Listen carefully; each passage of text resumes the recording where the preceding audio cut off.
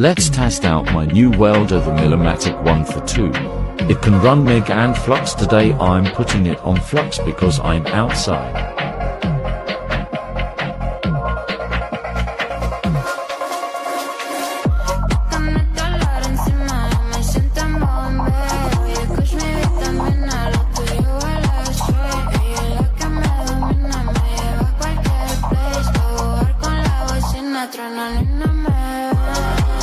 Ready to put this thing to work for a few hours.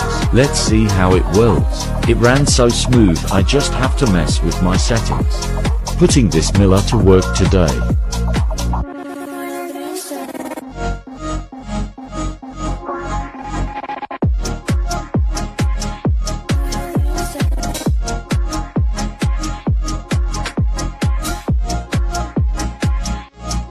All done.